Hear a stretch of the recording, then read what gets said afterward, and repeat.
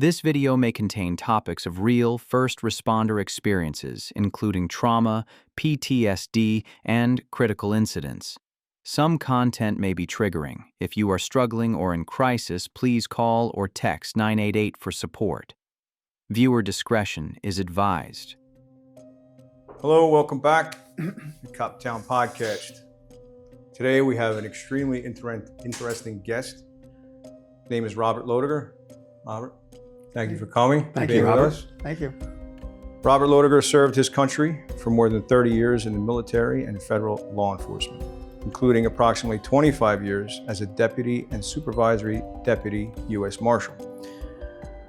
With the United States Marshals Service, throughout his career, he earned numerous awards, supervised high-risk fugitive operations, protected the federal judiciary, and built a reputation among many colleagues as a dedicated leader. But after defending a subordinate whose alleged workplace harassment and discrimination, Ledogar's career unfortunately took a dramatic turn. He became the target of years of retaliatory investigations that ultimately led to his removal 70 days before his retirement, forcing him into a lengthy legal battle to protect both his reputation and his pension. Tonight we'll hear his side of one of the most controversial employment disputes in the history of the U.S. Marshals Service.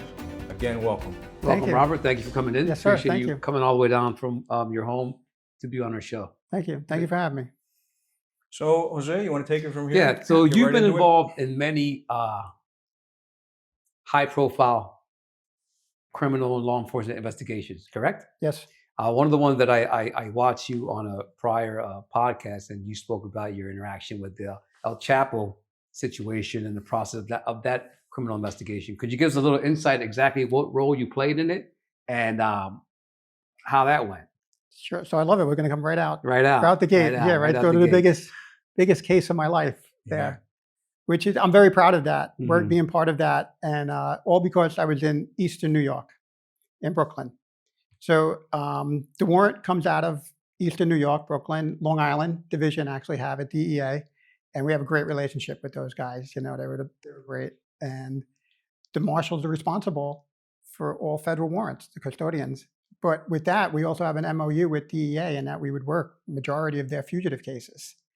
Of course, they kept it. We had it as well. And there was a task force just for El Chapo and the cartel.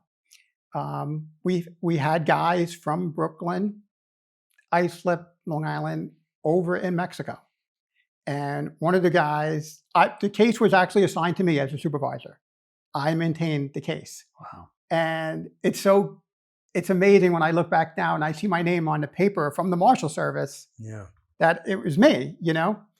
And one of the guys who, a dear friend of mine, great coworker, partner, everything, he was one of the phone guys, like was hitting the phone, doing it. So, and I'm the guy signing off on the paperwork to do it, you know? I never went to Mexico, never went over there to do any of that stuff, you know?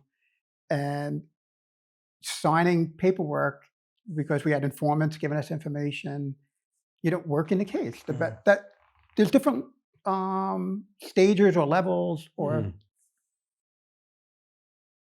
things you do on a case, and everybody's part of it. Right. But we all work together. You know, we had a great group of people. There were so many people involved in it with the U.S. attorneys and then every department possible that could get their hands on it. And, you know, he was captured the first time, then he escapes. Then we go back up, start working it again. They recapture him. And it was when he was being extradited back to America. So that one, which takes a turn south, which is unfortunately from my own agency, the Marshal Service, is I get a phone call from a reporter from Fox News. And she tells me, I just found out on Spanish CNN that El Chapo is being extradited. I'm like, what? Like, they didn't even tell us. So we're like jumping through hoops within a minute, making phone calls here and there. And I call my chief and tell him, he makes a phone call to headquarters like, yeah, they're coming. They're going out to Islip to the airport. to MacArthur Airport. So I call the police guys we know out there, like, hey, this is happening. They're like, and nobody told them. So you have FBI, DEA, HSI, the cops, everybody working on this, running around like maniacs. So finally, I'm able to send some guys out to Islip to intercept, interact, work together with that. And it all goes smooth, whatever. They bring him into MCC in Manhattan, in the Southern District, to put him in a jail over there. But then it's going to be a day or two later where he's coming to Brooklyn. And that was it, man. It started happening from there. And then the court case, the trial, everything went on in Brooklyn.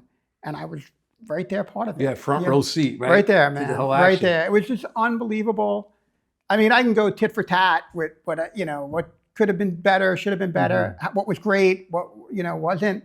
But yeah, I think the guy, us, of course, in my district, Brooklyn, we did a great job. My chief was great. The other guys and girls that worked on it were great. And it was just, it's historic. My name's part of that. My name is in black and white there, that I was part of that case. So you can't take that away from me. Is he incarcerated right now? Life, in Colorado. Very high profile case. Huge. It was unbelievable. World news. It was unbelievable. Like I even had reporters from Fox News come in. We got them right there and there to see, like. And then Latin America.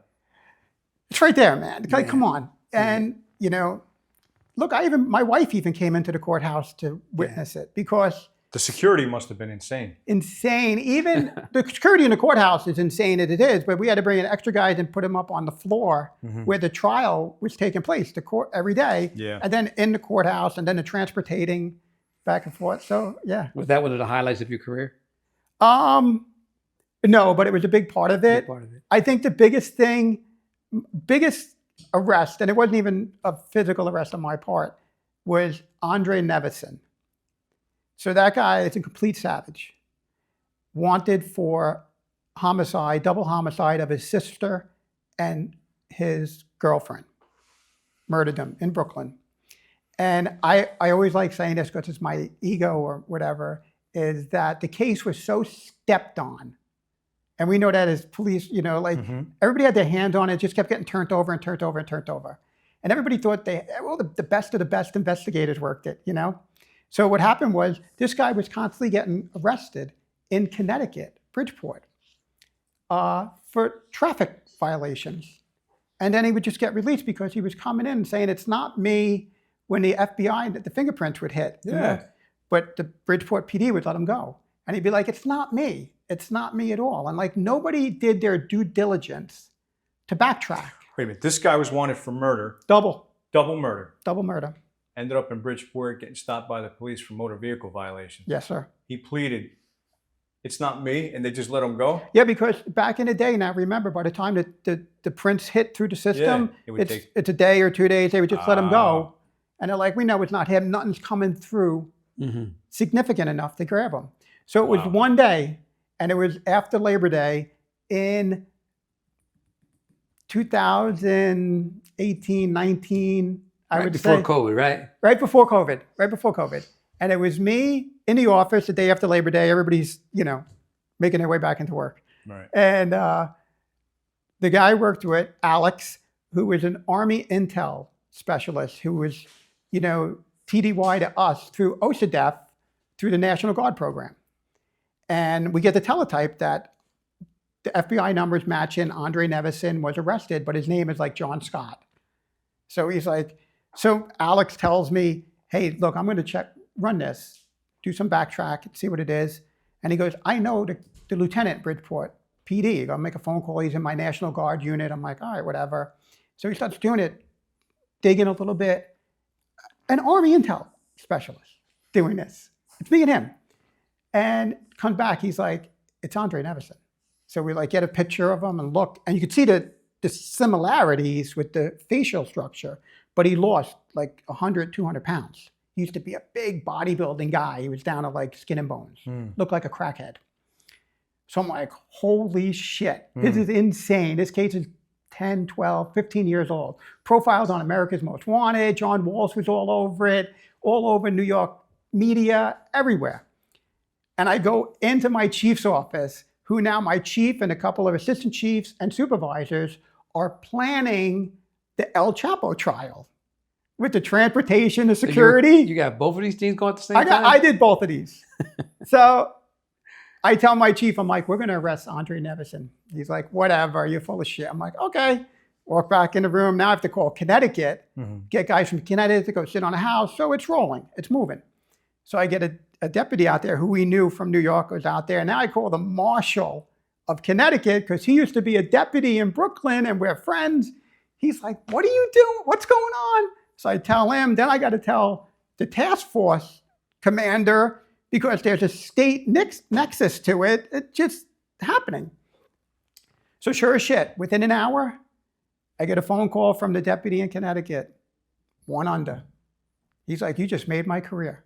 I'm like, yes, I did. You just arrested an American, U.S. Marshals, top 15, wow. NYPD's most wanted, America's most wanted. I'm like. How long had that search been going on before you were able to arrest well him? over 10, 12 years. 12 well years over. on the run. And that's why I like talking about it, Wow, boasting. That's good. But if you research that up, yeah, you'll see. You'll see. Wow. And then my district received the Large District of the Year Award for arresting in the top 15 in El Chapo. And my name's all over it. So obviously you're very well decorated.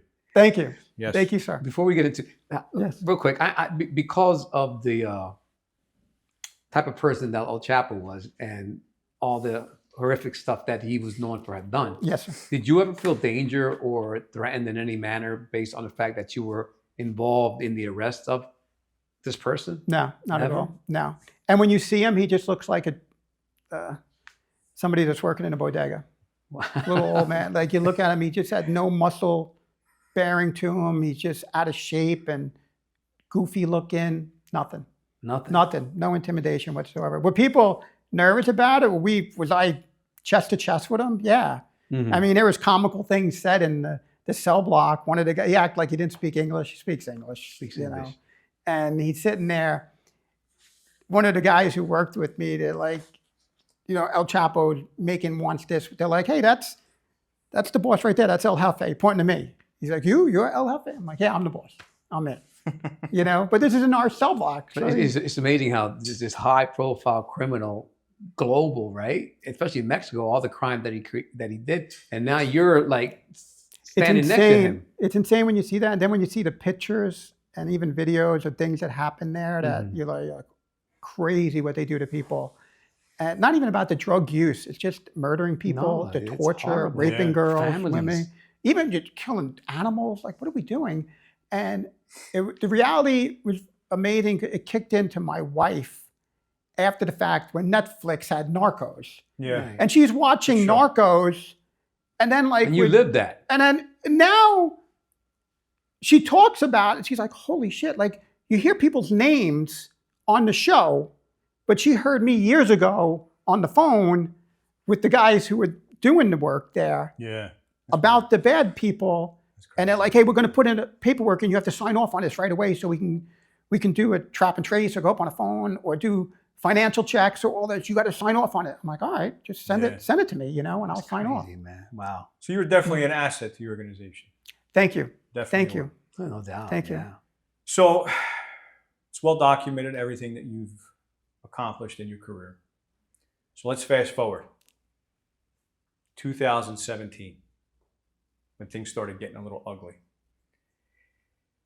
What happened that made you believe that your own agency started seeing you as more of a target rather than what you were, an asset?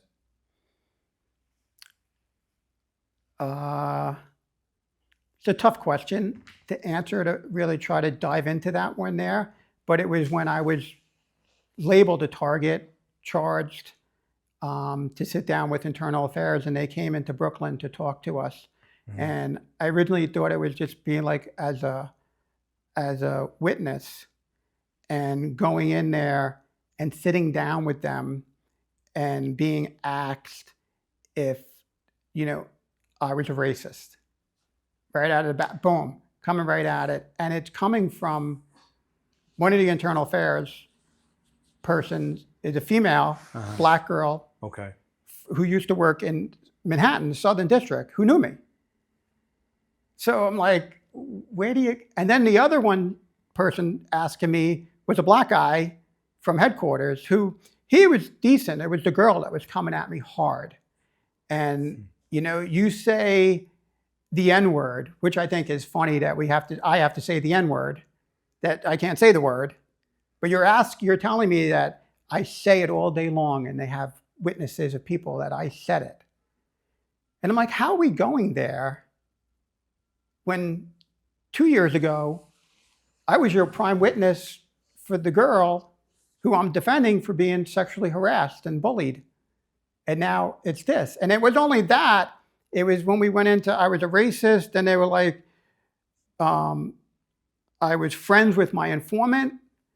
I was locked up for domestic disputes. The cops were at my house. All these, like, from where? Where is this coming out? And there's no evidence to put through it until they went and they started interviewing coworkers. And they were picking different people because of their name or their race or nationality to interview them. And all those people, not all of them worked for me or worked with me, but worked in my my office, all denied it. And it was only the four men that the young lady Dawn made a complaint against that I supported her and not them, and came out and said that. And they gave two examples or situations where I said the N-word. But their whole complaint was that I say it in the office hundreds to thousands of times a day. How did they come up to that conclusion? What was that based on? Thin air? They just... I mean, it's just, I don't know. I can never ask them how they came up with that. Yeah. that's And it was crazy, just, right? the only thing that we come up with, the theory or the conclusion or the understanding of it, is like, it was the easiest thing, not for them to have to prove, but for me to prove, right? How to go back and how to defend myself. Because once you label me as, you know, whatever type of criminal, I have to bring... Not even a criminal, but a racist. A racist. I'm a racist. What made it so disgusting, I'm sorry. Yeah, no, go ahead. What made it so disgusting is that two of the men, one man was actually talking to my wife because he was going through a divorce. And like just talking to her. The other one was his partner, so he had to jump on board with him. And they were both local cops, local guys from Long Island. And what made it so disgusting was I always have coworkers or friends at my house for holidays, big party in the summer. We always do a big, huge party. And those guys were like, he doesn't even invite Black people to his house. So I had to sit down to Internal Affairs and to my agency and give them pictures of different people at my house. But what does that have to do with anything? Like, I don't know.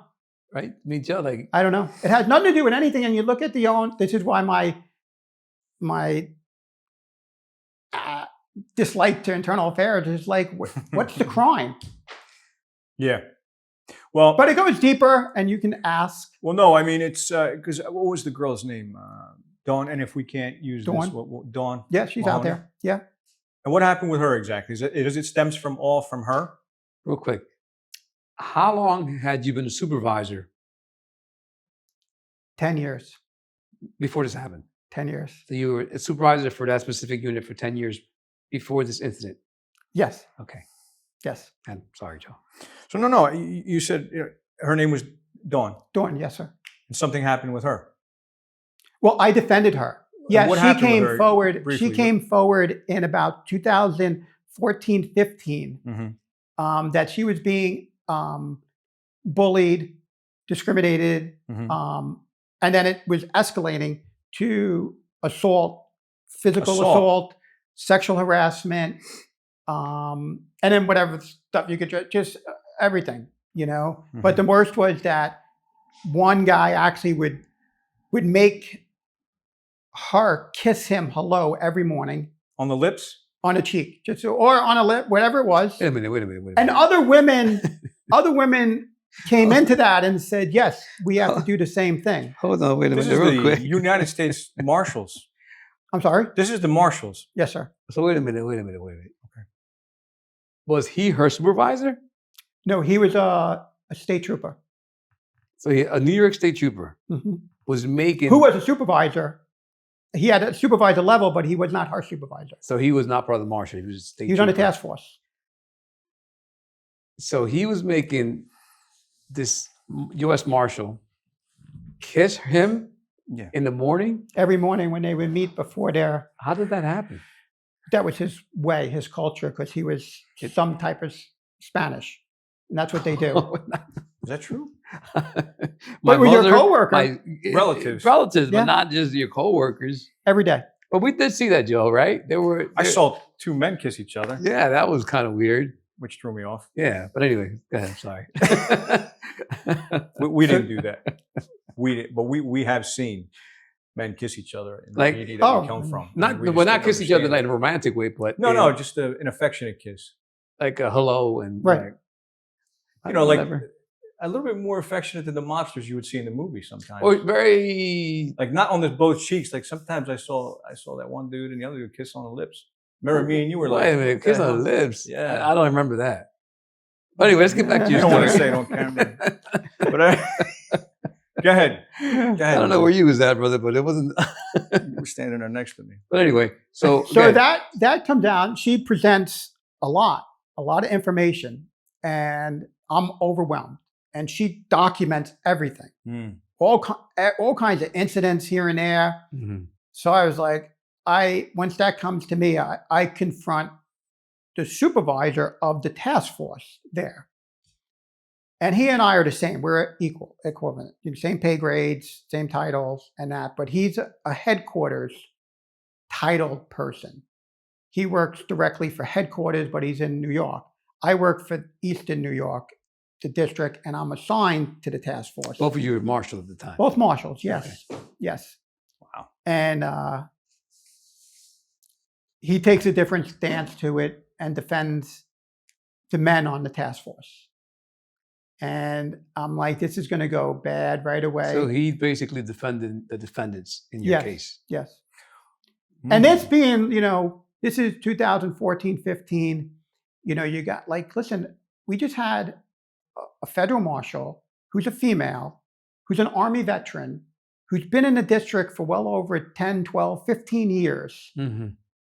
come forward and saying she's being mistreated. Regardless of anything else, you have somebody coming up to me, and now I'm going to the other supervisor, and we're going to put up a brick wall and fight this. So she was being mistreated, not by marshals, but by another agency attached to the marshals during that time. Yes. Which was the New York State Police. Yeah. And no, not just the New York State Police. It was also Suffolk County probation officer and a Suffolk County sheriff. Okay, so real quick, just to clear things up for myself. This female marshal who's working under you comes to you and complains about being bullied and sexually harassed by another agency, not the marshals. Right. And they go against you. I had that. Yes. listed. Yes, So you're because protecting- they're on the marshal's task force. Yeah, but you're protecting your own and they go against you. Yeah, but isn't that a tough word to say, your own? Like everybody says that we don't protect our own. I'm not protecting her. No, you're doing the I'm right thing. telling the truth. I'm coming out Yeah. and doing it. And at my part, I confront the task force supervisor of the marshal's task force that I'm part of and he's part of, Mhm. who supervises those men. Mhm. And I confront him. And now we're going to have a meeting, and I confront and I go after the two guys to other guys and confront them. Now we get into arguments. It's going to go to a fist fight because you know how cops are. This is an alpha male dominated Of course. field, Very true. which I'm fine with. Let's go. I'll do anything. And now we're arguing, going back and forth. And then I'm like, knowing that guy, the supervisor, my equal, he's making phone calls to protect himself. Of course. So, because he's a coward. Do your job. My job was to protect Dawn. I removed her from the task force, which you're not supposed to do but I have to physically protect her. So I'm like, just stay home. You're off right now. And then I tell my chief. And now the things start moving. My chief's like, look, she has to document everything. We're like, boom, here's everything. And we're like, holy shit. And so right from there, it just goes from that. So now backwards, I'm sorry. Okay. That complaint comes out. And she's now off the task force. We're going to try to take guys temporarily out of the office, move them around. Headquarters people get involved. They're going against my chief and the marshal then. It's very political. Yeah. Power. And what happens then is the supervisor of the task force, my equal, he comes out of the blue and he's like, hey, somebody broke into my office after I stood up for her. Yeah. And it was lead. And you see me walking around. There's cameras and everything in there, and there's swipe cards, so everything's timed. So another guy now, my own district, has to go and pull the recordings because he made a complaint to Internal Affairs that someone broke into his office, and it was me. But nothing was. Where did he come to that conclusion that it was you? Just come up, just say it. So now this whole thing with Dawn became a catalyst because you brought it forward to start going after you. And this is the way it started. And I'm sure your stress is starting to. A little bit, but it was kind of comical in a weird way because I'm like, what are we doing here? What did I do wrong? I did nothing wrong. It was Dawn who came forward and said, these guys bothered me. Yeah. And their supervisor did nothing. So we're all telling stories. It was a little bit more than bothered. No, but just saying, just keep it like that. But we're all telling stories of what happened at our parts, of my part. But an allegation out of thin air that you broke into someone's office, that would. And then I was interviewed by two chiefs from Internal Affairs. They came in there, were like, what? And they kind of laughed about it. But here I am now, I'm charged. And this is her complaints going on. So now I have an internal on before the racist stuff happens. They were just throwing things at you, see what would stick. That's the first one. And then one of the guys the main guy who actually assaulted Dawn, hit her on a hit in a house, like pushed her. And he confronted me at the National Law Enforcement baseball game between the Mets and the Marlins at Shea Stadium. So there's hundreds of us there. Yeah. He goes to the baseball game. He and I are nose to nose going to fight, calling me everything in the book. And I'm cursing right back at him, come on. And that I didn't, Dawn's full of shit. And I'm one of the guys. How can you do that? I'm a rat. All these things. So, that's a nice. But this is a TFO coming at me now, a cop coming at me. And I have witnesses now, to include a chief from the task force who's looking at this, and other sergeants, people with titles. So now I have to leave that.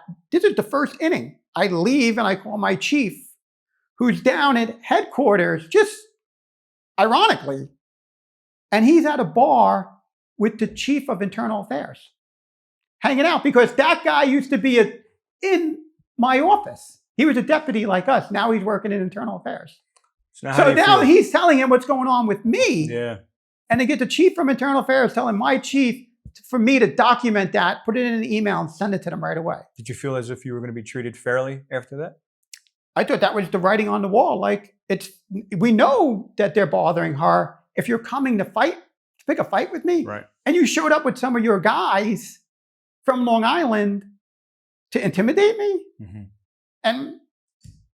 and if I would have stayed there at the game, we would have got to a fight. But I left.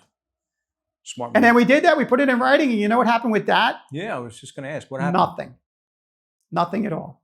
But they did remove that guy from the task force, but there was no investigation. Wow.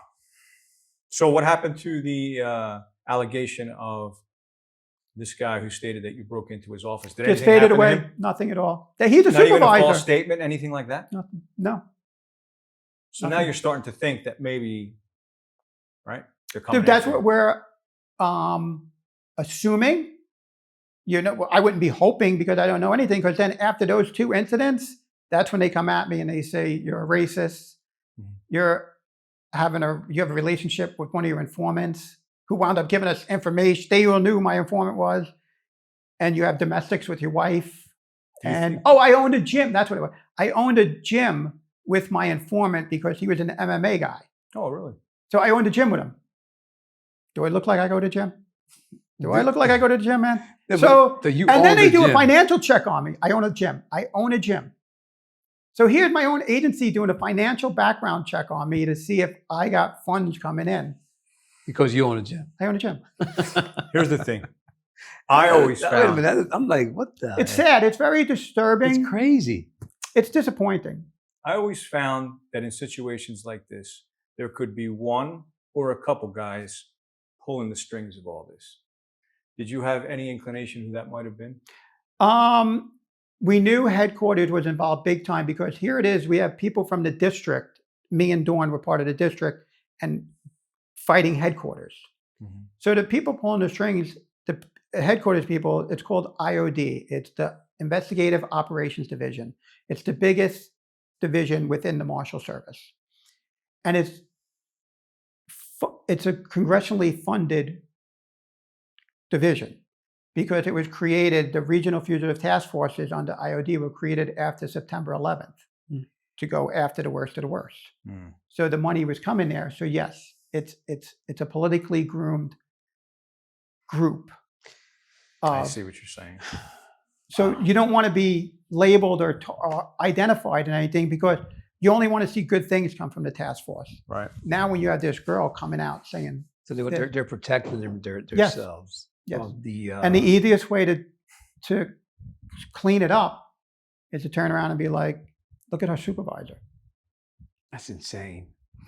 But again, That's insane. And now listen, I only come out with these theories or these opinions or speculation because there's plenty of smart people who looked at my case and came out with what I'm telling you. yeah.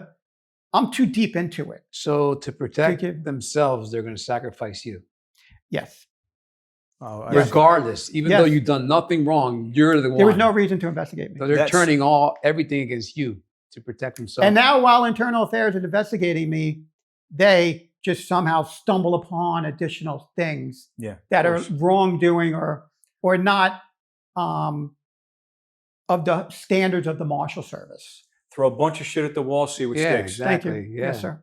Yes. Wow. Yeah. So I've And there's seen things it. that do because you guys know, and I'll jump ahead. Is I'm not an internal affairs investigator, Mhm. and I have to protect myself and Of my course. family and my career and my livelihood. And it's very emotional. It's very embarrassing and insulting and everything you can imagine, and stressful and fearful, and you're scared. There's so many things that are going through you when internal affairs is coming at you because it's like the way we're talking right now. Yeah. This is internal affairs. Yes. You're asking me questions, and the questions are already pre-designed. Of course. And I'm coming in. I don't know what my charges are. I don't know. Were you drinking and driving? Did you rape somebody? Did you steal candy? Did you do this? You don't know what you're going to be asked. Well, it's conduct unbecoming. Really? That's a big. I mean, I was even getting questioned about you curse too much. Yeah. You use foul language. You think that's So they were just listen, man. You could go looking through for stuff, anything I had that they could everything. find. I think the most bothersome one to me was when they asked me, because I was a supervisor and I had a lot of responsibilities. So I was in charge of evidence, confidential informants, international extraditions, money, budgeting. And when they asked, like, do you take drugs? Do you sell drugs? And did you steal drugs from the evidence locker? Did you have a Union labor rep or attorney, something? union, something? We have no union. Feds, we have no union at all. So I had this silly Insurance, the Fed's professional liability insurance, they suck. But not a labor attorney for the. No, I have a real attorney. I had a real attorney. You had to go get one out of your own pocket. Pay out of your own pocket. What? And you don't get reimbursed that when you win or you're cleared or whatever. No. So a municipal cop has more protections than a federal Yes. Because we have the PBA who. Like you have unions. Well, the unions, but you know what I mean. And then you have law firms that are part of those unions that are Yeah. that pay into it and everything, and it works great. Yeah. No, not the. so not you the went Fed. in this just blind. Yeah. Wow. And you have to answer the questions from internal Or you get affairs. Like the suspended. lawyers can interject some parts and like try to clean up the question a little to help you out. But and I'm not an angel. You know, I was Who a is? cop. I don't know who they are. Those people that came after me, they're angels. Yeah. But I'm not an angel. And my wife will tell you, I love my wife, just defines me as a habitual line crosser. That's a badge of honor, man. I'm a habitual line crosser. Yeah, but I'm there. You know, and it's the same thing. You violated the code of profession. You were conduct unbecoming a supervisor. I protected my people. And I did it every day. And I'm proud of that. Good. And people stood up for me, told the truth. And that's all I asked from anybody. But yes, I had to go hire a lawyer, 3 lawyers, great men. The main lawyer used to be a U.S. attorney. And they're like, you have to follow a certain system in the Fed. Like we have to go through this thing called the Merit System Protection Board. It's a kangaroo court. It's terrible. Yeah. And they're presidential appointed people there. So whatever the politics are, you know, and it back case so much. You're not getting a fair shot. No. Yeah. And it's very expensive. And there's a process, there's policies and procedures for what you have to submit to the courts. Like you can only submit 30 pages. I got to submit 300. I saw that. You know, and you can't, so you're not going to win. So the emotional thing that you talked about, your family. Did you lean on them? Did you tell them everything that was going on, or did you internalize it? I kept it all inside for a long time, and which was wrong, because I didn't think it was going to go anywhere. In the beginning, I'm like, this is stupid, until the reality kicked in that I had to get the lawyer and have that and pay the retainer and the thousands of dollars for that. So, and then telling my wife, I remember telling my wife, and she's like, what? And going back and forth, and then it becomes you fight, you know, you fight about that. And then it wasn't until after she spoke to the lawyer who was a friend of mine, the lawyers and my chief, and sitting there like they're going after him. And then she finally was able to read a lot of the documents and go over things. Wow. And it was a day or whatever. It was a snowstorm. I was outside shoveling snow, came back in. She was reading everything. And then we sat down, talked. And she was like, you know what? I'm proud of you for protecting Dawn. So that was like, all right, fuck it. I'm sorry. We're going, you know, we're going to war. And that was it. That's all I needed was that. I needed her support. Yeah, I don't know if it was support or I needed, it was not support. Validation. Yeah, I needed, because she's smart. She's a smart woman. This and is I'm your wife you're talking about, my wife, yeah. Okay, yeah. And I was too in it. I'm in it. I can't see it clearly. Right. And she's like, you're going to get fired. Right from the beginning, she's like, I see where they're going. And then I think she spoke to my chief, Brian, and he was like, they're gunning for him. And then the lawyers told her, like, my lawyer told her, he's like, they fucking hate him. I'm like, okay. Just because of that. Because I went up against him. Yeah, but prior to that, you were an outstanding employee. You were the man. That's another insulting thing, too, is when you read the complaints, the charges, or whatever they do, or the decision they came up with, and that chief, the second chief who came up with to terminate me, she knows me personally. She was my class advisor. And she was a fan of mine. We talked throughout years, and she knew my risings up. And she was proud of that because I was one of her guys. Yeah.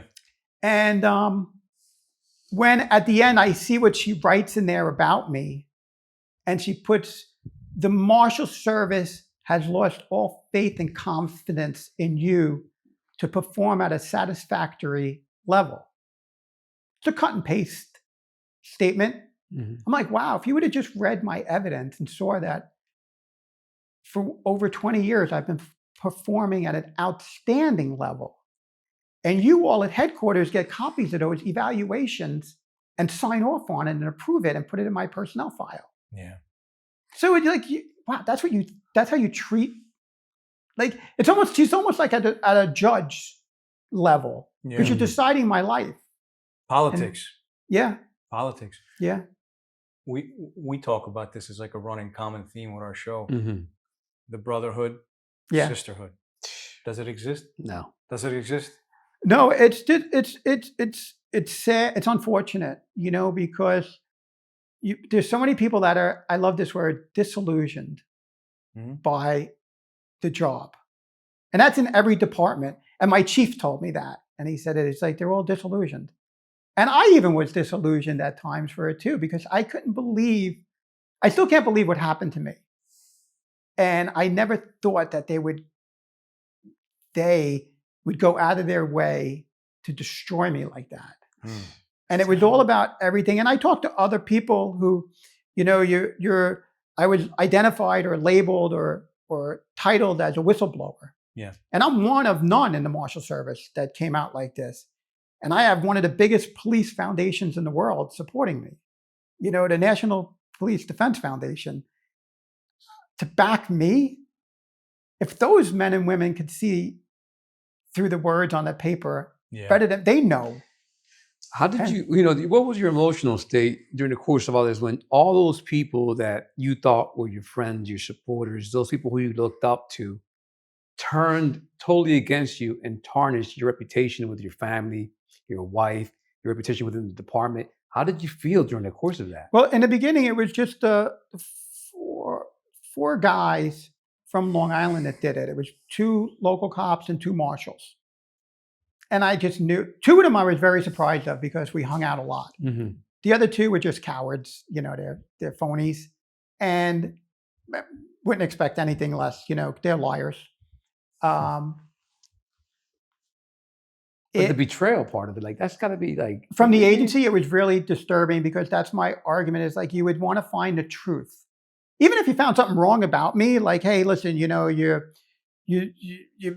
like, you misused your computer. Okay. Like, really? That's what we're going. You just went from sexual harassment to a girl to coming to me that has nothing to do with it. Instead of investigating that. Yeah. That's what you're going to investigate that instead of the true thing. Like, that's when you saw it. And I was just like, when they came after everything and then I had to present evidence to protect myself,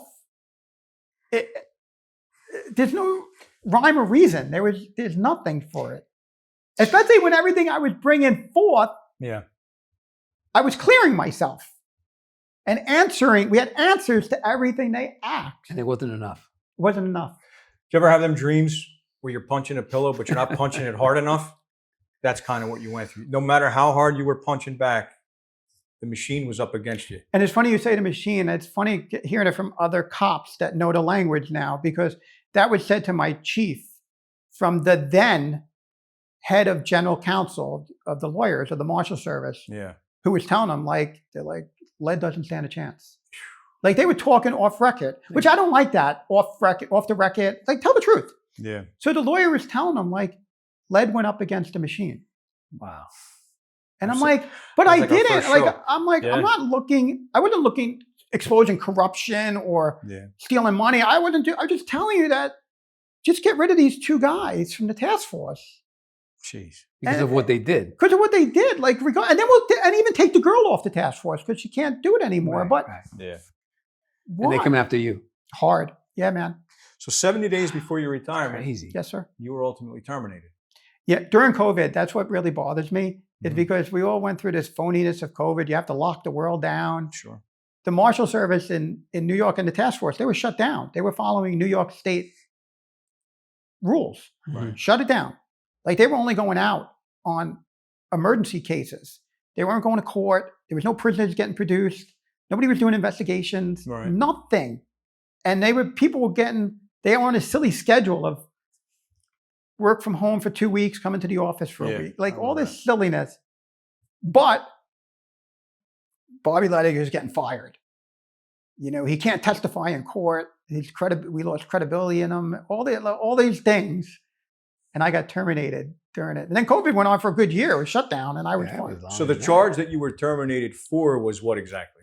Conduct unbecoming? Conduct unbecoming, and then certain specifications was like you lack candor, because she said, the deciding official, the lady I knew, she's like, I believe that you weren't forthcoming during your interviews with Internal Affairs, which is so bothersome, very bothersome, because the chief of Internal Affairs puts on the record at the end of my interviews of 2 days in a row, thank you for your candor and bringing this all to our attention. So how does another chief go against another chief in the same department? The fix is in. No. So they're both looking at the same situation and have two totally different opinions. Yes. The fix is in. It was in. It was totally in, because before all that happened, I went up against the number 2 guy of the agency. This is before your termination? Well before my termination. It was after my first proposal to be fired for being 2017. I now confront the number 2 guy who's got his hands all over this, because, and I tell him that he sucks. So he's retaliating. Did you just tell him that he sucks? A couple other things, yeah. He's a piece of shit. Imagine. He's a piece of shit. Is he still there? No, he's gone. Okay. He had to leave. People saw the writing on the wall, because I was going, I'm coming. And I'm going to expose a lot more now out there, because I'm not stopping fighting that this is all wrong. And the hole's so deep of bad things. So many things are going to get exposed. And things were getting exposed. Different investigations were going on. And people were just able to retire. But me. They fired you. Me, I was fired. 70 days before. The other supervisor who I went up against, Marshal, he retired. And then another Marshal who was part of that endurance complaint, he retired. The state trooper supervisor, he retired. So all the people, all while these investigations are going on, they quick retired. That's crazy. So everybody that was against you retired and left you there. Yeah. My problem was I was so young. Yeah. I did not have, in the government, you have to have 25 years of service or reach the age 50. Yeah. Whichever comes first. So I could have less than 25 if I hit 50. I didn't have either yet. But I did have 7 years on the back end of military time that only goes on after you retire. You can't use that to get to your retirement. So they had me, and they could dangle with me a little bit. And they did. They used me to the best of their jobs to make them look good. I was a producer, and that was it. So up to this point, you had done everything right. You had been an excellent employee. You were a good supervisor, from what I understand. Did a lot of things for you, for your people, your guys and your girls, as far as the department. And then the department that you work for, the department that you trust, the department that you gave your heart and soul to, totally turns against you. Yes, big time. And it's hard. Thank you for saying that. Yes, but yes, it's so true.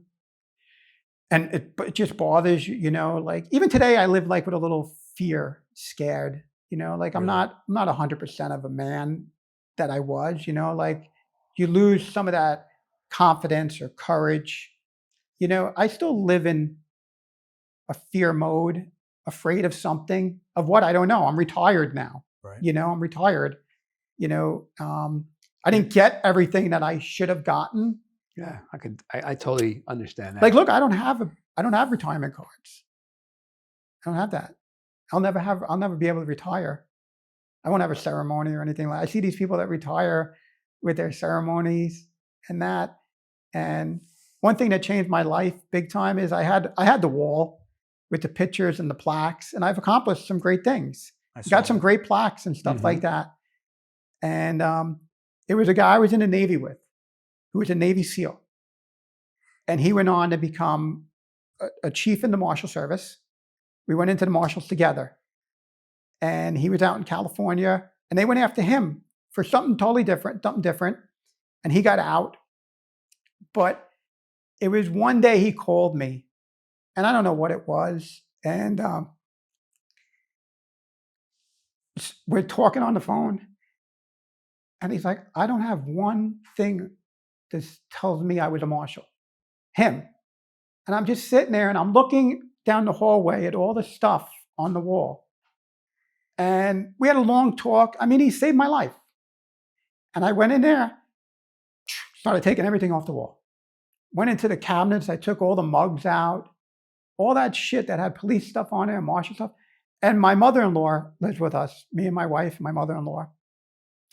And she's watching me do everything, but not saying anything. And she goes in and tells my wife what happened. She's like, leave him alone.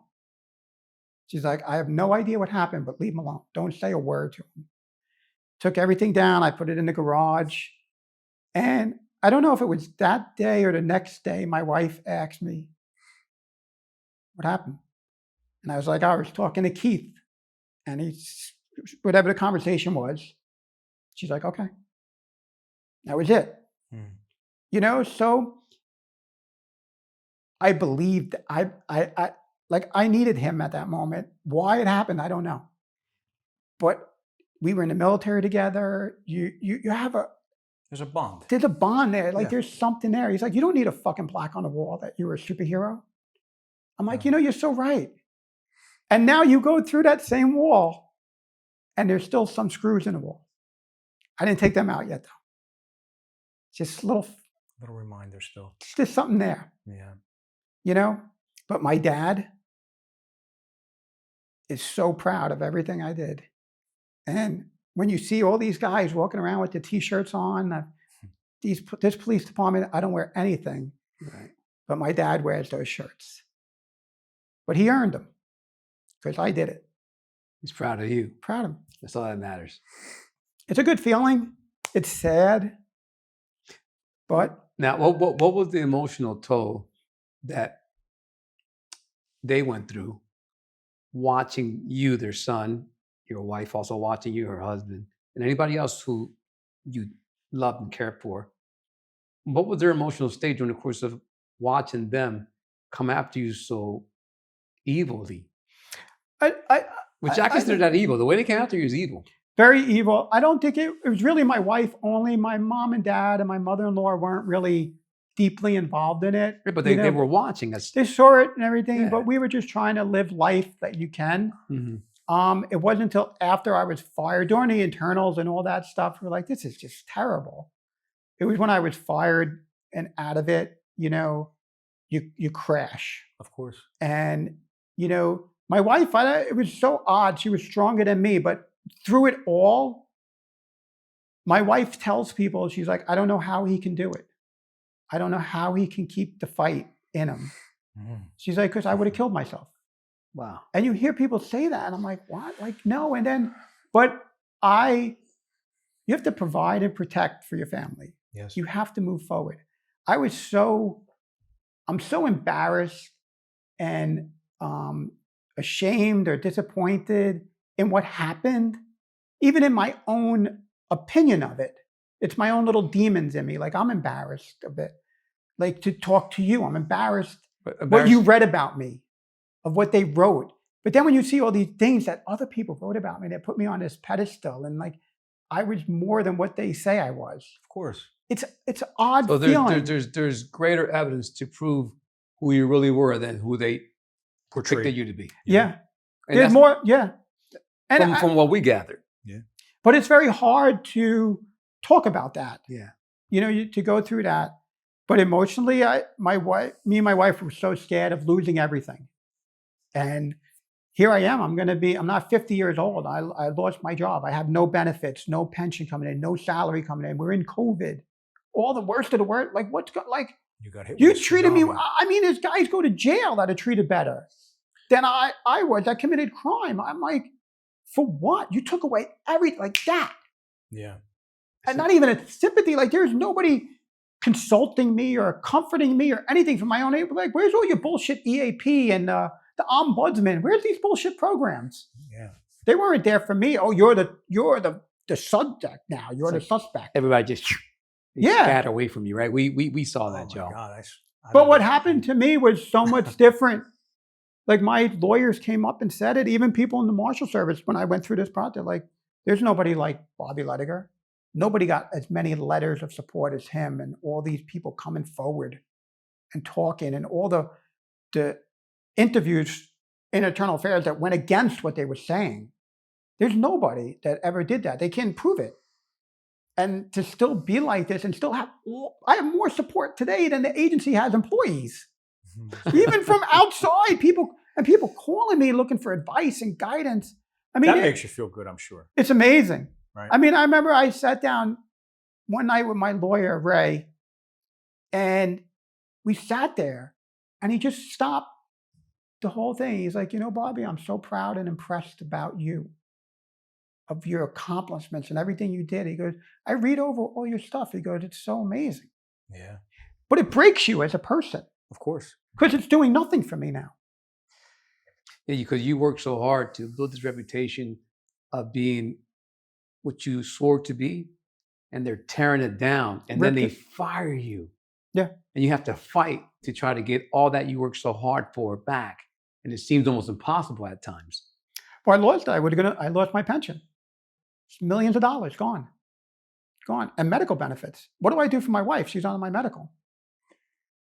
So how All long? gone like how that. long did you live in that situation, with no income, no medical benefits, which is big? There's right? so much there I could say into it, but Okay. All right. but it took me over 2 years to go into the system. And it was all because of two guys from the FBI, an ex-Marshals employee lawyer, a deputy marshal who's a financial advisor, and an HR person from the Marshal Service. They were retired, who befriended me, came to me like, we know what, and told me what I had to do. Yeah. Or to get my pension, and shared their knowledge and experience to help me. And it was over 2 years, and going through the Office of Personal Management, submitting all my paperwork, and I did retire. But I never got all my back pay. No, because I was fired and I still had a court case going. I could only do so much, but I did get my full pension of 32 years. Wow. And it was so funny, when I submitted everything in for it, it took like 6 or 8 months to get it. So we were so scared it was going to happen. And then for 3+ years now, I've been getting my pension. But no attorney fees. I could buy another house with that. Yeah. No Very back expensive. pay. I've lost over 2 years of back pay money. All the money that should have been invested into my thrift savings, my retirement plan, not there. Medical benefits weren't there. Now I'm back and I got all that. Did during this time, did it take a physical effect on you? Like, did you become sick or any way? All the stress, because that sounds like It's stress. I don't know about sick, like in what way. I don't think I was.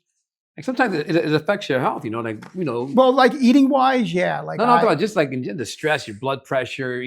No, you know what's odd? None of that got screwed up. Like high No? cholesterol, high blood pressure, or low blood pressure, nothing. But sleeping, I still don't sleep good. Stress, just stress. It's always on your mind. And again, it's just a fear on you, like So, being afraid. the worst parts of the day are when everything gets quiet. I think you can relate to that. And you're laying there and it's dark and everybody's asleep and you're just laying there. And that's when the mind starts replaying everything that you've been through. And those were some of the hardest times for me, because I was like, man, I got to go watch something. I got to take my mind off of this stuff. Can you relate to that? Like when everything just got quiet in your house, everything just hits you like 10 times. Always, it's all the time. It's always on my mind. Not as much, not 24 hours a day, but it's on my mind. Yeah. Because I'm disappointed. Yeah. And I can't, I don't watch TV. I don't watch movies. I won't watch anything about the Marshal Service. I just despise it. I listen to music. I love music. I'll go for long walks. Yeah. You know, just to go outside. And people know that about me, and they see me, even in my neighborhood, they'll see it like, leave the guy alone. You know, like that's it. And doing things like this, talking, huge. It's like therapy. It's therapy. Sure. And I getting Q&A and getting advice and guidance and putting it out there. You know, it's great. What you guys are doing is great. This is a huge thing for people. Mhm. And for me, I love it. I love it. I love telling storytelling. I love it. Even the good and the bad of what happened. You know, it helps you. Weird. Like I'm a guy and I tried, I'm like, maybe I'm cold hearted. And if people correct me and they're like, you're not, you're just the way you are. But I didn't go to alcohol. I didn't start drinking. I didn't go to drugs. I didn't go to medication. I didn't go to religion. I wanted to feel it, of the reality of what's going on. Not saying that's bad at all. And I know what people are going through because I've been through it too. I've been not as bad as some people, you know, or not as less as some people, but I've been through that process. And the process is the punishment. It is. That's the point. Going through it is the punishment. And I just am a different type of person. So you said something interesting. The process is the punishment. So I can relate to that. I'm sure you've seen that, where there's one guy or a girl who falls on bad terms with a certain supervisor who's connected to a boss. Yeah. And the game starts. It's not whether you're guilty or innocent. It's the process that punishes you. It becomes personal. It's very personal. And you get embarrassed. Yeah, you mentioned earlier, it's embarrassing. And that's the punishment. It's not whether you get found guilty or innocent after an administrative proceedings or even criminal proceedings. It's the process that just punishes you, beats you down. And I think that's the game. And the game is also, I mean, to me, when I've had certain situations where things were said about me or allegations were brought up against me, and I knew that it was a lie, it made me so angry. Yeah. Anger is bad. And I was so angry that I remember one time the supervisor said something about me and I got pissed off. And I went into his office and I had a conversation with him because he lied about me. And my heart, I remember I had to calm myself down, man, because my heart felt like it was going to be beating out my chest for a few minutes until I gathered my thoughts and was able to come back. But it bothered me. And I think that emotion of anger is a strong and bad one, and it can affect everything in your life. It affects it big time. And that happened to me throughout the whole process. And what I think is so horrible about the process is I'm a target of an internal investigation, but you're on full duty. You have to go to work every day And live with and this. perform. Yeah. And I'm a supervisor. So I'm responsible for other people.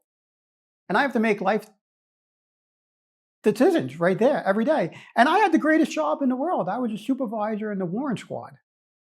You're going after the worst of the worst. It's an adrenaline rush every day.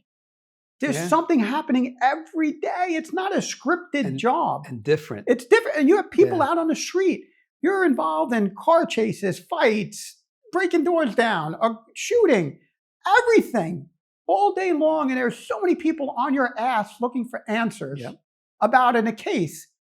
And here I am being investigated as a criminal. If I'm stealing drugs from the evidence locker, if I'm stealing money from the evidence locker, if I own a business with an informant, all these things. Like all of a sudden. Like this. But my thing, and this bothers me so much because it's so petty, but if as an internal affairs investigator, and your case is Bobby Ledogar, and you're gonna ask me if I take drugs, sell drugs, or steal drugs, but you're not gonna go check the evidence locker. You're not going to go check any of the paperwork, and you're not going to send me for a drug test. I would do that immediately. That's the part that bothers me a little bit. We're talking about a federal agency, not a municipal account or even state. We're talking about a federal agency, and those checks and balances aren't there for you guys as employees. It's almost as if, and correct me if I'm wrong, it's almost as if that option is there And we can use that option if you do something to piss us off. Yeah, Because there is and no it's checks right and there. balances. It's there. Well, it's like when they said, Like for the guys working there now, they might be thinking, saw Bobby Ledogar, what happened to him, right? He went against the grain, see what they did to him, right? They can come up with all these false accusations without, the guy broke into my office. Well, how do you know that? I don't know, he broke in my office, they have to investigate it. That's a false accusation. You get charged with that. you should be arrested. You should be arrested, because if you do that, we say that to people on the street. Exactly. If you lie to a federal agent, you can get arrested and charged for 5 years. So why these men lie to internal affairs? Why don't you arrest them? It's a false statement, right? You get charged Absolutely. at the very least. We used to tell that to people who come in. Right? So Well, I how like come when they- these checks and balances don't exist in the U.S. Marshals? It does, to me, to Bobby Ledogar. Well, no, I mean, as far as you can't just make these false accusations, because if you do, there is a penalty for Yeah, that. well, Joe, I think it all goes back to what you stated earlier, and he confirmed is basically when you're going up against that machine, like, how do you beat that machine? I Well, I'm understand. glad you bring that part up, because they did, and I brought that forward too, because the one thing they said about me is when I was a racist, they used an arrest that we did. Mhm. And during that arrest, of that specific arrest, when they said I was cursing at the perp, calling them the N-word, Mhm. one of the dirty cops, who was a marshal, Yeah. used his taser to stop the perp. So for the Marshal Service, when you deploy your taser, that becomes evidence. And you have to document that. And you have to save the cartridge. And it goes with the case file. I go, why don't you just check when he deployed his taser? It'll tell you what case they're talking about, and I can refute it.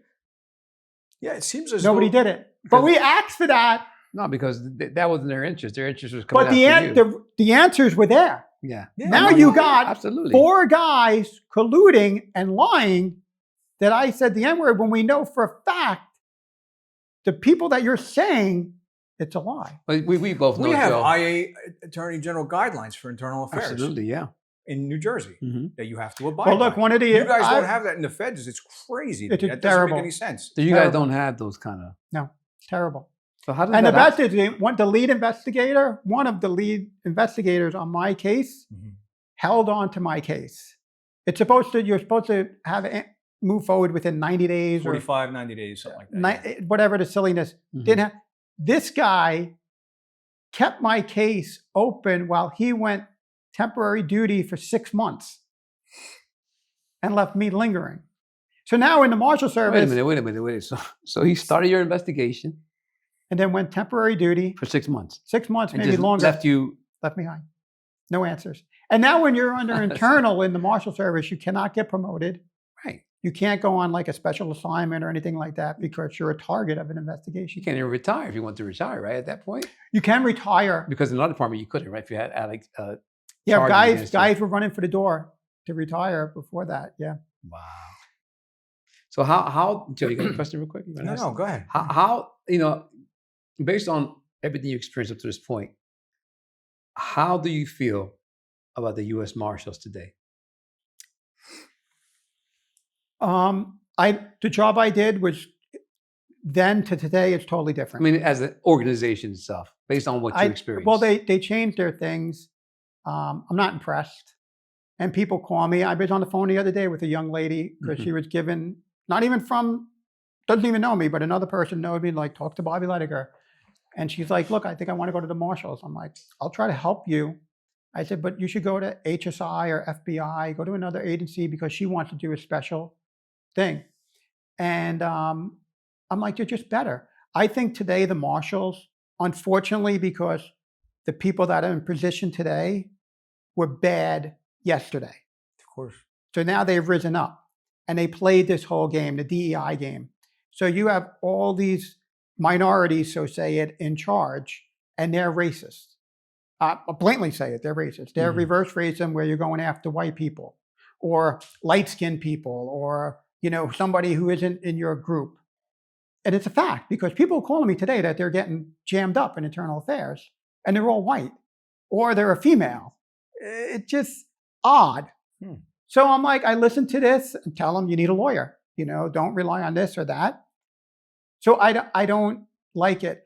And if you noticed the other day or a week or two ago, a deputy marshal was killed in Louisiana. Yes. In a shooting. Mm-hmm. Now, I come from a different mindset. And I think when you guys hear me talk this, you come from the same mindset. In New York, it's absolutely insane when an officer is killed in a line of duty. Of course. It's the most powerful moment you'll ever experience in your life. In New York, I don't know Jersey, but it's probably the same as in New York City, you are shut down. I've been to dozens of funerals like that, and it's so overwhelmingly emotional. And the it unity. Just destroys you. And the unity. And you sit there and you're so proud of that man or woman who was killed, the family, and the way we all treat that person. Everybody's in their dress uniform, in a suit and tie. You honor him. You honor him. You're out there in the street. It's snowing, it's raining, it's cold. You're standing there for hours. People come from all different places. You don't care. And everybody's dressed to the nine. I saw that funeral of the young man who was killed in the Marshals, and I'm embarrassed. Really? There was people in their raid outfits wearing a bulletproof vest. What is this? Where's the respect? To the person? How come nobody's in their uniform or in their dress uniform, in their suit and tie? You go out and buy a brand new suit and tie. If this is one of the men or women you worked with, you look impeccable for that family. And they didn't. So I'm embarrassed by the director of the Marshal Service, the Marshal of Louisiana, that you didn't come out and be like, no. This is not a Netflix series. This man was killed in the line of duty, performing his duties, and we're going to show the most respect in the world and wear a suit and ties. And you should. And you should, because when you have then the Marshal Service today with the men and women that are being killed in a line of duty, we don't have an honor guard to travel the nation for them men. You don't? No, because I'm watching that and they had the local police come and do everything. This is a federal agency. It was embarrassed. I felt embarrassed because I wouldn't want that if I was killed, especially in New York, what we are so used to. You should mirror that, and pay homage to that, to that person. Yes, they do it right. You should learn from that, because especially when I see state troopers and local police with their uniforms and they're impeccable. Even in the military, you don't see. You're trying to make this deputy marshal as a special forces guy. You're not. You're not. It's almost like stolen valor. You're not.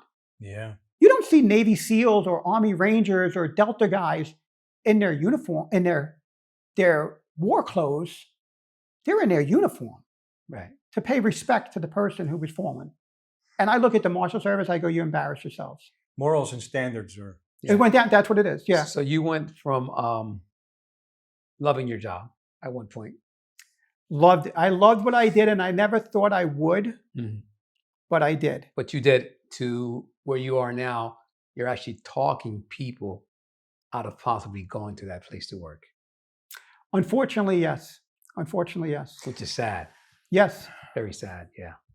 So today, in your opinion, do you think that there might be one or two or maybe more marshals that could be sitting in the same chair that you were sitting that are afraid to speak up? Yes. So sitting outside, if this message got to one of them, two of them, or how many there are, what would you say to them? I would definitely tell them to document it, memorialize the actual incident. Yeah. Document it to their best ability.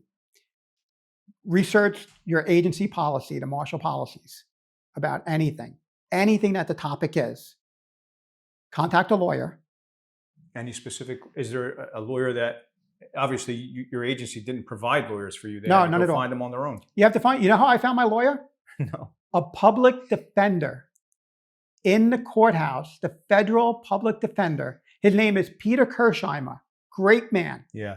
Older, retired. He told my chief what lawyer for me to call. Insane that municipal cops have better options than federal. Not just that, people but call me today looking for a lawyer. people call me Okay. from around the country, and that's I don't know what that's a great feeling. Of course. And I feel bad for these people. They're telling me, and I spoke to a young lady the couple weeks ago. Yeah. She's like, they just gave me termination papers. I got 17 years on. I have 2 kids and I'm married. And my husband is like, fuck them. Yeah. I'm like, no, don't you need a lawyer. Yeah, I agree. She's like, what's it going to cost me? Don't think like that. Yeah. No, you can't. I think, I believe, based on our experience and things that we've gone through in our lives and our careers, and even people who we speak to nowadays since we've been retired, right, Joe? Yeah. Who are looking for advice. People have reached out to us Yeah, about advice because, the situations that they're in. I say take your advice. So you said memorialize, know your rules and regulations, find a lawyer. Anything else? And I hope that they have a good supervisor or chief that they can go to direct to talk. There are few and far between. Yeah.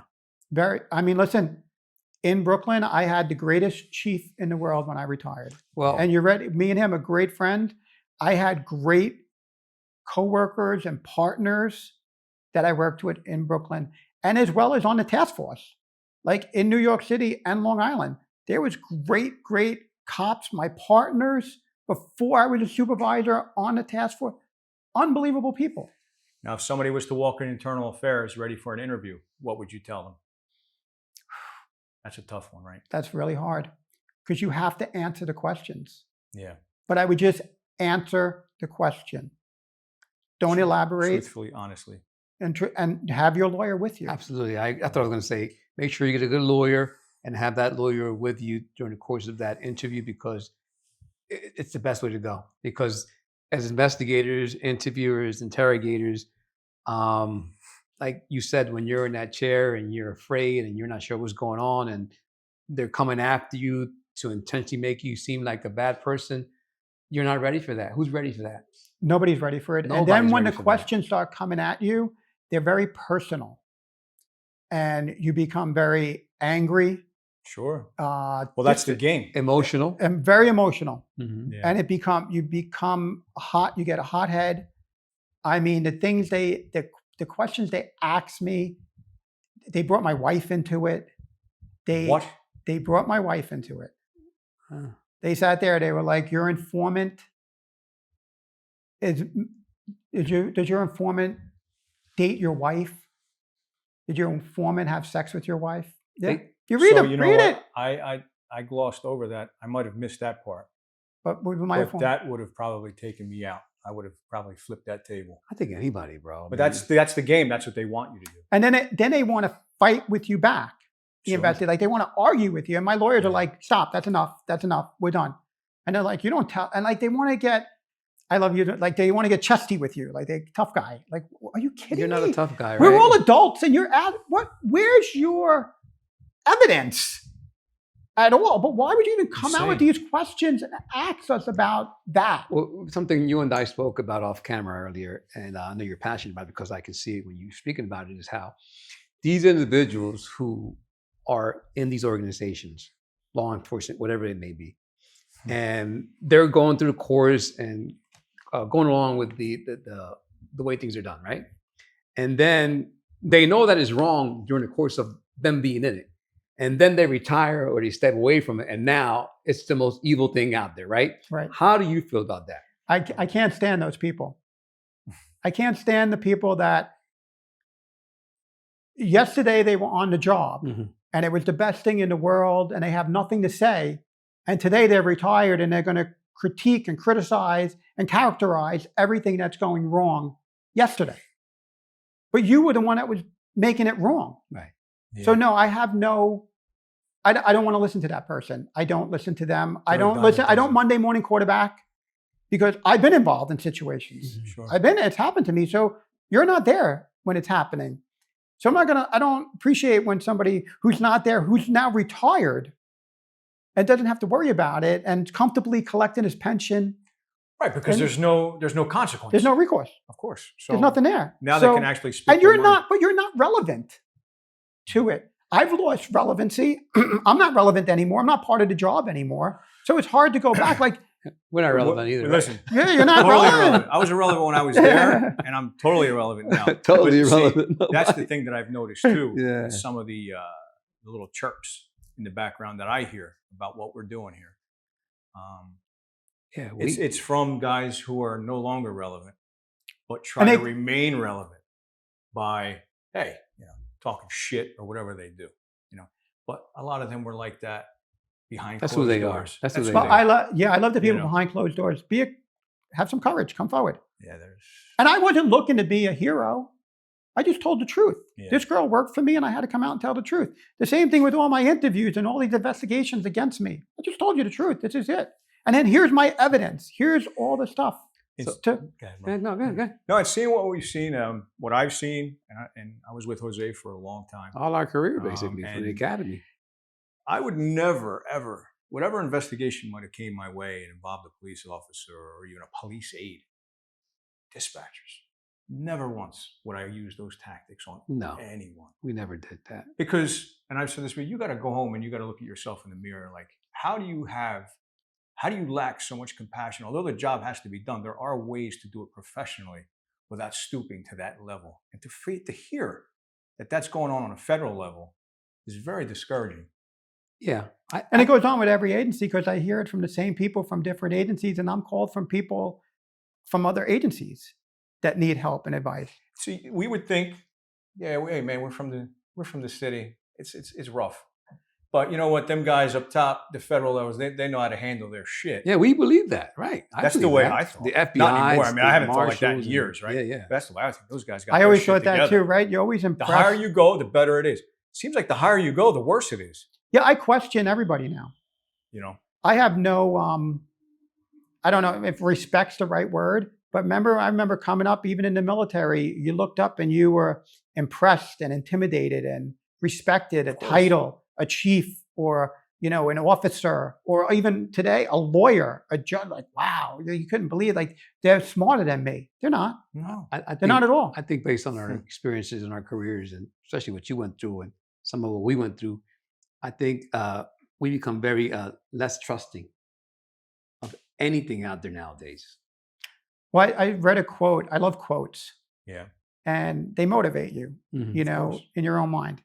And a young lady, a girl who worked for me, and this is kind of what changed my whole career of being sensitive and caring and considerate and protecting. And they were involved in a shooting in New York City, in Chelsea. And he was a sex offender from California. And they went into a smoke shop. And it went fucking south immediately. The guy pulled out a gun, started shooting in the store. And it was close quarters. An NYPD detective got shot. A U.S. Marshal got shot. And another Marshal got cut up bad with all the glass. And the Marshal who got shot was on top of the perp and was able to shoot and kill him. And the female that was there was on the pile with them. And they all worked for me. These were my people. And it wasn't until a day or two later that I got to see the video, which was from a camera that was from the ceiling pointed down. So it was opposite of everything. It was odd. But all you could hear was the female deputy. I can't say their names because they're still working. Okay. You hear her screaming. Yeah. So when you hear that, it fucks you up, because she's yelling for the guy who's shot, who's another Marshal. And you just hear the stress and the fear and the adrenaline and the commotion in her voice. All you hear is her yelling everybody's names, and she's on top. And then you see the blood, and there's the smoke, and just chaos. And it's seconds. And then you go to this is after the fact. Then you're in a hospital with them. And they're all looking at you, me, to protect them. Changes everything. Right there. So that girl is married with a daughter. And after that incident, I protected her and it's not the same girl, Dawn, it's a different person. And I love her like a daughter. And people don't get that. You have no idea until you're involved in it. And so when I hear people that are retired or that badmouth me or badmouth her or the incident or the job or critique, you don't know. It fucks you up big time. Of course. And you just look to make sure you're okay. So I think I was, Wow. I think I was protected well throughout my career by my chiefs. And a friend of mine, a guy I work with, who puts in his letter that me and him were both supervisors in Brooklyn, and he'll sit there and be like, Led's the hardest guy to work for, but everybody wants to work for him. Yeah. And I cry when I read that stuff. Well, you still have that. Yeah. But it's amazing. Well, you know what, Robert, from what Joe told me and doing some research on you, from my understanding and what I gathered based on all the information out there, you were a great supervisor. Thanks. You were a great supervisor. You looked out for your guys. You went above and beyond from what I understand. And you care because of the way you just showed your emotion based on the story you were telling. And you know how hard it is to find individuals like you in life? They're rare, man. And when you find one, you cherish them and you call them your friend. And from today on, we're calling you our friend. And thank you for sharing your story with us. Much, man. The fact that you went out and bought awards out of your own pocket for your subordinates says a lot about you. I just did it for my chief who retired. It says a lot about you. Because people... Who does that? Nobody does that. But the agencies don't even do it. But the fact that you did it says a lot about you. Yeah. And you know what's so funny? Thank you for saying that. Thank you. And a good talking point, a guy who I used to work with said to my wife, he's like, the only award I have on my wall at home is the one Led gave me. How about that? Because it was so good. You're like, that's the one that matters. But it's personal. It's personal. Now, speaking of that, when we're retired, and this is a little bit of a funny story, there was a guy who graduated from our academy class who became the union president. It is what it is. And, you know, when you retire, you should get like a retirement badge, right, Joe? You pay into the PBA. You should. You give money every pay. And this guy was in our class, was the union president. And you know what he gave us? What did he give us, Joe? I couldn't even tell you. I never got one. He gave us nothing. Exactly. Nothing. Just like, and I was on him, and I was used to messing him. I was like, "Where's my retirement badge? Where's my nothing?" And you know, and that's my point. That it's hard to find people who will honor you and acknowledge you for what you did. And you know, you did that throughout your career, and that's what I said. What I said about hard to find people like that. Definitely. And you should be proud of yourself. Thank you. Thank you very much. Thank you. Thank you, Robert. Thank you. Well, that's it, guys. Thanks for watching. We'll be back with more body-worn camera footage and another guest coming soon. Thank you. Thank you for watching Cop Town Podcast, and thank Robert for coming on the show. Good Thank job, you very Robert. much. Thank you, guys.